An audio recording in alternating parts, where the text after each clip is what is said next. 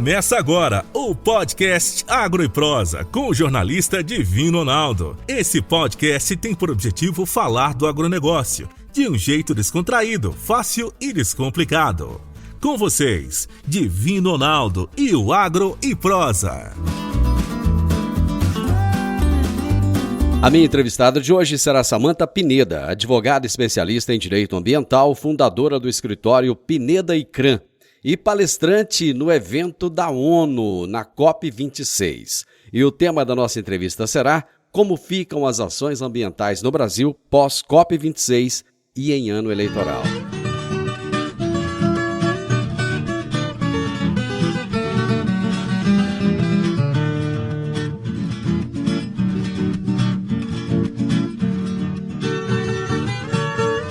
Samantha Pineda, que prazer imenso falar com você. Muito obrigado por estar aqui comigo e aceitar o meu convite. Olha, é uma honra falar para você e para o estado de Goiás, né? Que mora no coração da gente, a gente mora longe, mas sempre que vamos para Goiás a gente se sente em casa. Então, obrigada pelo convite. Então, conta para os meus ouvintes de onde você é, onde é que você mora.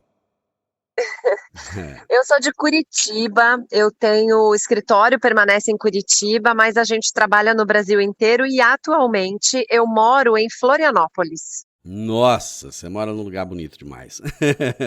Moro mal, né? Moro mal. É que, na verdade, essa pandemia, ela permitiu a gente morar em locais diferentes, né? Permitiu a gente poder viver em outros locais. Então, no momento eu estou em trânsito, estou no aeroporto, parei para te dar essa entrevista porque é isso, a gente vive para lá e para cá. Samantha, hoje é um dia muito especial, hoje é dia 16 de março, Dia Nacional da Conscientização sobre as Mudanças Climáticas, que tem tudo a ver com o assunto que a gente vai falar, né? Exato, tudo a ver, e é isso que a gente precisa, conscientização, mudança de atitude. Bom, só para que o nosso ouvinte entenda bem a situação, a COP26 reuniu 200 países para buscar ações efetivas para a diminuição da emissão de gases poluentes pelo mundo. Foi em novembro do ano passado. Durante o evento, muitas decisões importantes foram tomadas, como, por exemplo, a regulamentação do mercado de carbono, o desmatamento ilegal zero, a redução de 30% nas emissões de metano do planeta. E o Brasil encerrou a conferência assumindo o compromisso de reduzir 50% de suas emissões de gases de efeito estufa até 2030 e neutralizar as emissões de carbono até 2050. Além disso, o país assinou acordos multilaterais para a proteção de florestas tropicais e a redução na emissão do gás metano. Eu gostaria de saber, Samantha, como é que você analisa a participação do Brasil na COP26? Olha, a gente pode ter uma visão muito positiva, embora infelizmente, a politização das questões ambientais acabou colocando pessoas que são contrárias ao governo a criticar tudo que o governo faz. E aí eu acho que é uma questão que a gente não pode politizar, viu, Divina? A gente precisa ter em mente que é uma questão técnica e tecnicamente o Brasil foi muito proativo, levou muita proposta boa, inclusive o texto que saiu do Pacto de Glasgow foi baseado num texto sugerido pela diplomacia brasileira.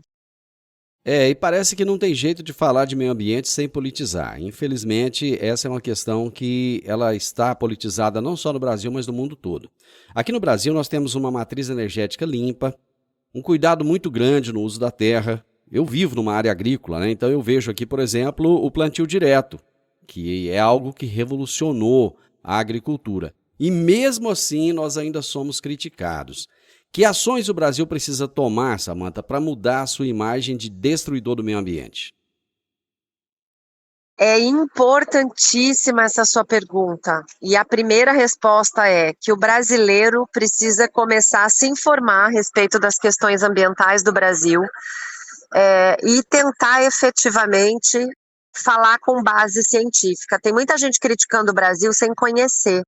O Brasil tem, sim, uma matriz energética limpa, baseada em combustíveis, em energia renovável, nossas hidrelétricas, biocombustíveis, enquanto que o mundo todo tem aí, agora a gente vê com essa crise com a Rússia, base em combustíveis fósseis. A energia dos outros países é baseada em queima de carvão, de petróleo, de gás, que emitem gases de efeito estufa.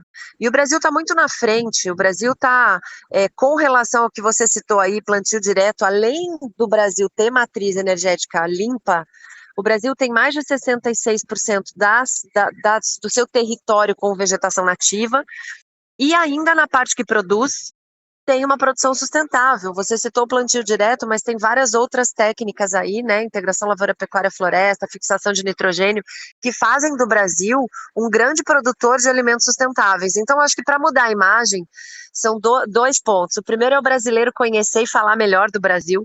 E o segundo é a gente também identificar, viu, Divino, lá fora tem muita má intenção comercial na crítica do Brasil. E a gente acaba embarcando nisso por falta de informação. Então, eu não ouvi muito a crítica e entender o que acontece aqui para que a gente possa se defender direitinho. Como é que o Brasil está em relação a essas emissões de dióxido de carbono em comparação aí com outras nações?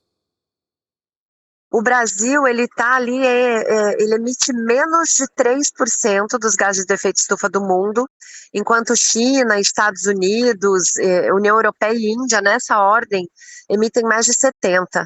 Então, o Brasil tem uma posição privilegiada, dá para a gente dizer assim, que nós somos parte da solução. Essas emissões do Brasil, que somam menos de 3%, elas ainda podem ser melhoradas se a gente conseguir fazer pequenos ajustes, né, em algumas coisas como o combate ao desmatamento ilegal, como a otimização das energias solar, eólica, compostagem para fazer, ou biodigestores para usar o metano, né, então a gente consegue zerar, o Brasil tem uma meta de zerar aí até 2050, acho que a gente chega lá muito antes. Pois é, mas o Brasil, ele possui um plano detalhado de como pretende reduzir essas emissões? Porque uma coisa é chegar a fazer promessa, outra coisa é você ter um plano detalhado, sabendo passo a passo o que vai ser feito até lá. Falar até papagaio fala, né? A gente precisa agir. Eu vejo que há um esforço bem grande, principalmente da diplomacia brasileira, Ministério de Relações Exteriores em conjunto com o Ministério do Meio Ambiente e Agricultura, mas eu acho que está faltando ainda uma integração dessas políticas. Tem um plano, mas ele não é esse plano detalhado e parece que um ministério não conversa com o outro. Vou te dar um exemplo que a gente está aí em plena reforma tributária, reforma econômica, e eu não ouço Paulo Guedes falar a respeito de smart tax, que são taxas inteligentes que premiam aqueles processos produtivos ou atividades que poluem menos ou que promovem um sequestro de carbono, por exemplo. Então, tem um plano, mas não é detalhado, está faltando um pouquinho de organização, fazer um cronograma, né? Que nem a gente faz em empresa. Eu acho que o governo brasileiro precisa fazer um cronograma de como vai chegar para atingir essas metas.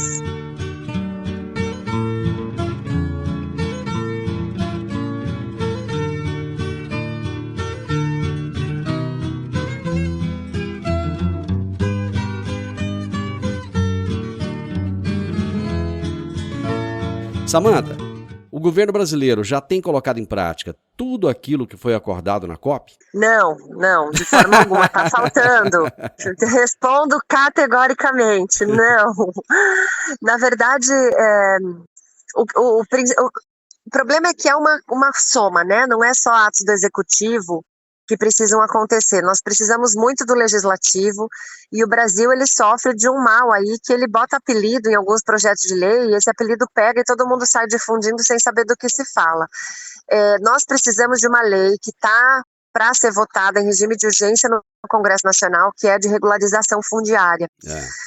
Divino, quando não tem dono na terra, qualquer um entra, qualquer um desmata, qualquer um vai embora. E a gente precisa fazer regularização fundiária no Brasil. O Brasil foi descoberto em 1500, quer dizer, descoberto entre aspas, não vou entrar nessa discussão, mas desde 1500 nós temos problemas fundiários. As pessoas que foram na década de 60, 70 para colonizar o norte do nosso país ainda não têm um título.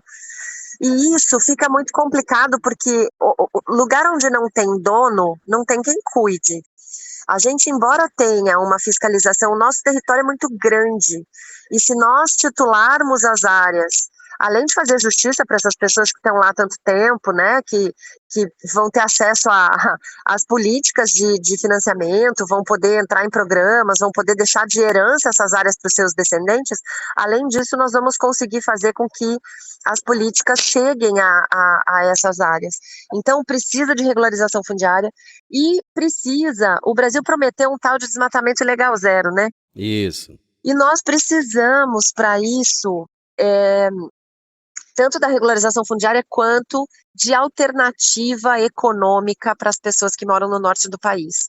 É muito fácil para a gente que está aqui no sudeste, no sul, até o estado de Goiás, que é um estado super evoluído, é fácil dizer, que não desmata mais. Agora, o cara que está lá no meio de Rondônia, no meio do Acre, no meio do estado do Amazonas, que é gigantesco, ele não tem alternativa para sobreviver. A alternativa dele é a floresta. Então, ou a gente valoriza o ativo ambiental, biológico que tem nessa floresta para dar valor a isso, ou ele não tem alternativa a não ser derrubar a parte que lhe cabe.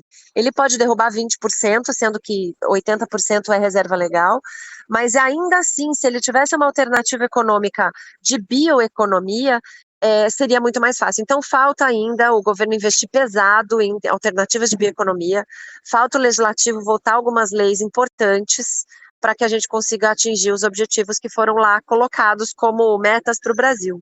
Pois é, mas onde é que está, Samantha, na sua opinião, a dificuldade de fazer essa regularização fundiária, visto que a maioria dessas pessoas, elas foram para lá incentivadas pelos próprios governos da época.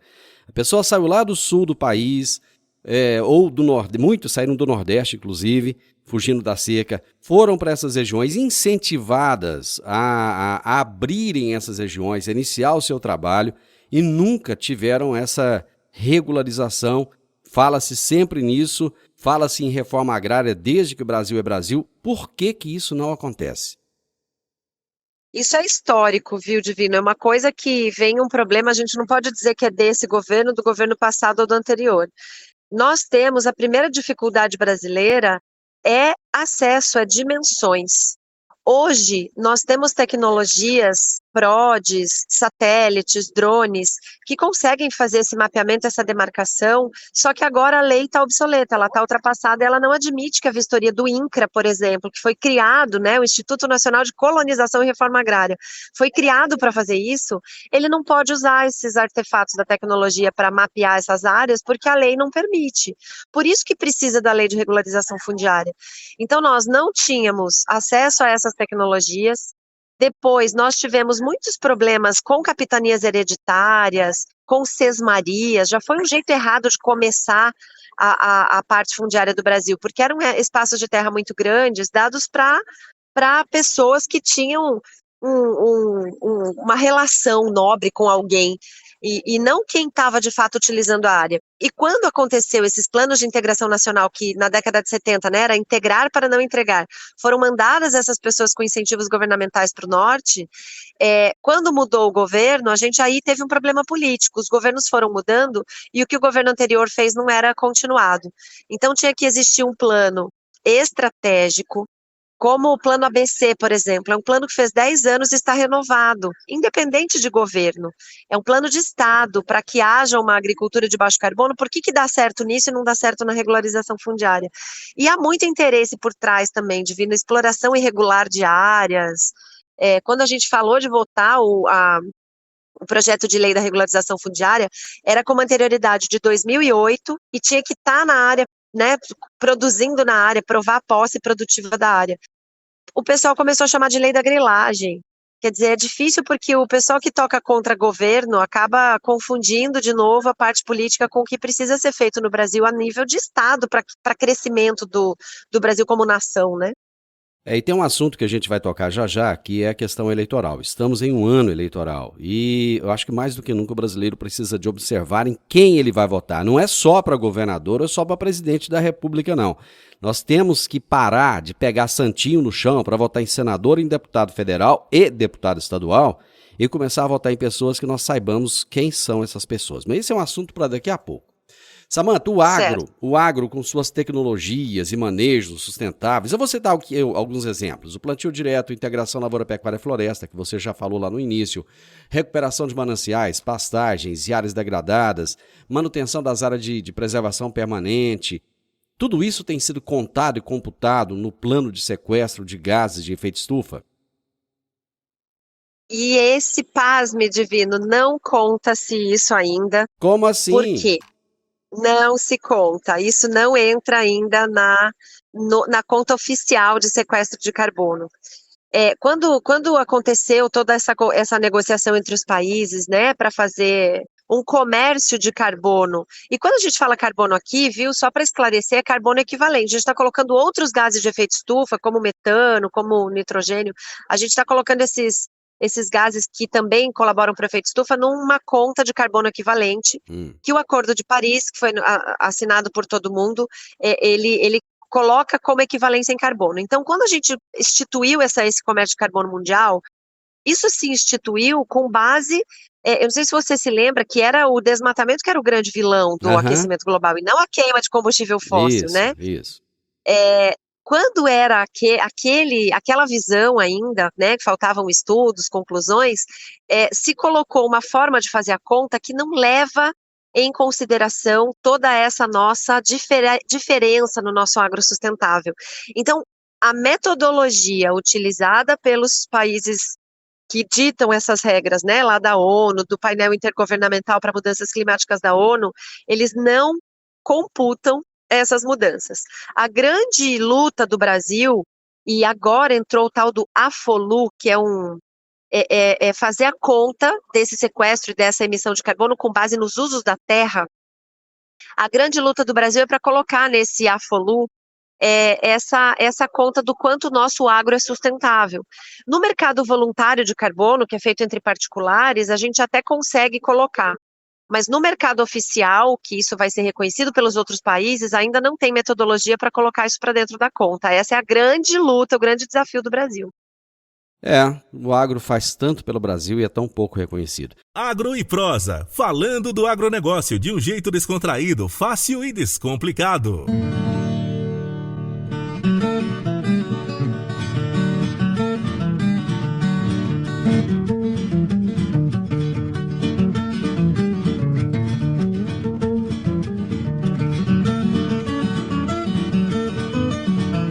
Falando em ano eleitoral, qual a importância, Samantha, dos eleitores analisarem as promessas dos políticos, dos políticos sobre as políticas ambientais, né, tanto no executivo quanto no legislativo? Olha, essa é a pergunta que depois a gente fica 4 anos chorando porque que não se respondeu antes, né?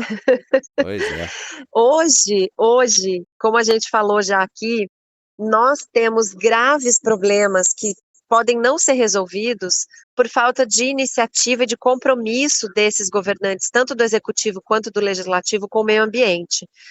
O legislativo, falando aqui dos deputados, dos senadores, né, deputados federais e estaduais, eles é que votam as leis, os instrumentos de colocar essa política ambiental em prática. Então não adianta o eleitor hoje não olhar para isso e depois começar a fazer mobilização por desmatamento zero, por baixar a emissão de gás de efeito estufa, separação de lixo. Se esse político, se esse parlamentar não tiver compromisso com essas causas, não tiver familiaridade, não souber do que está falando, a gente nunca vai ter uma política ambiental eficiente no Brasil.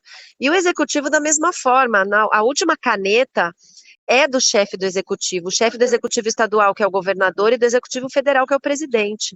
E essa caneta, ela precisa ser consciente, no sentido de colocar para funcionar essas leis que o legislativo vai trazer e executar os planos, né, que se comprometem os estados e o Brasil.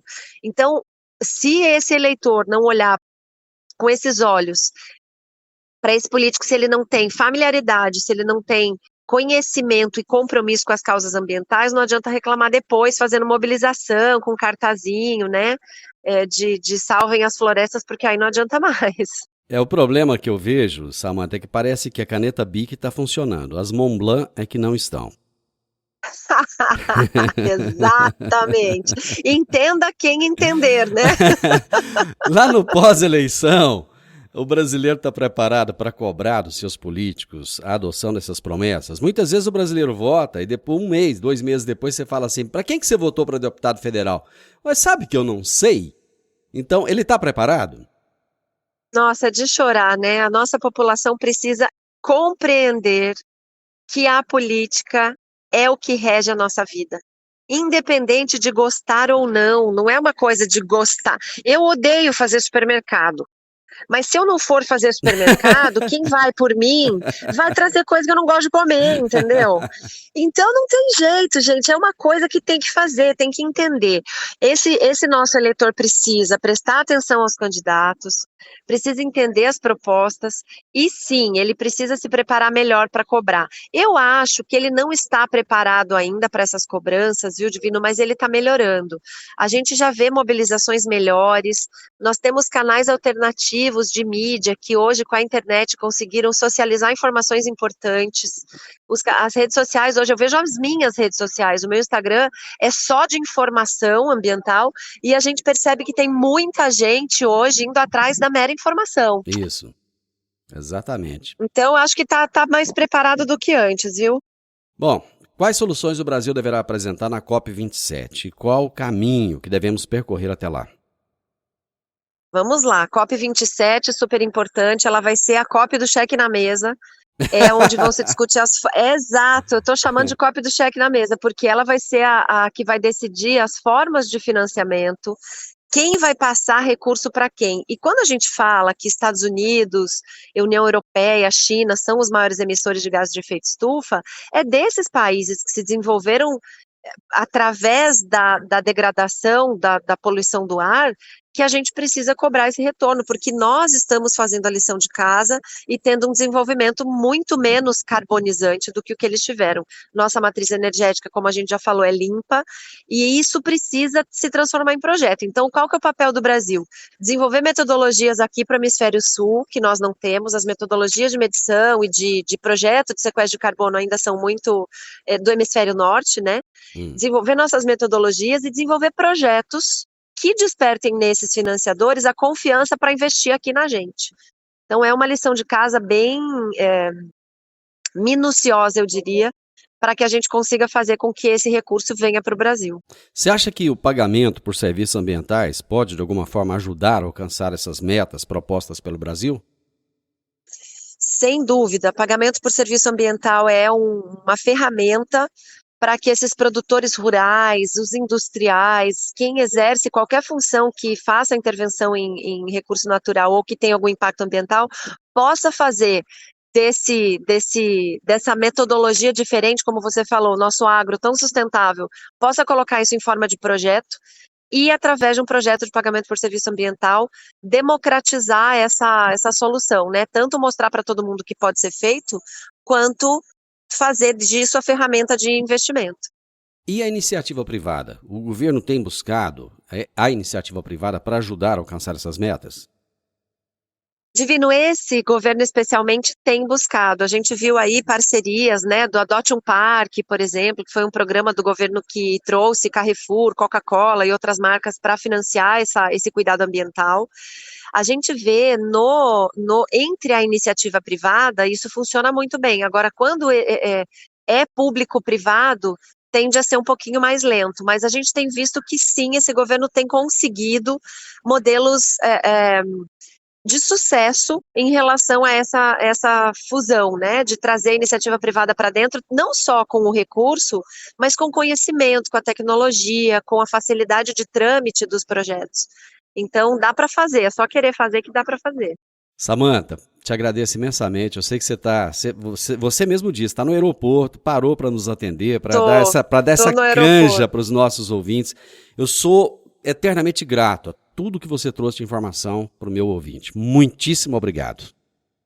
Imagina, obrigada pelo espaço, um grande abraço aos ouvintes da Rádio Morada do Sol, estado de Goiás, que é nossa referência aí do agro também, e a você, muito obrigada pelo espaço, grande abraço. Você ouviu o podcast Agro e Prosa. Se gostou, compartilhe, recomende e nos siga nas diferentes plataformas de podcast.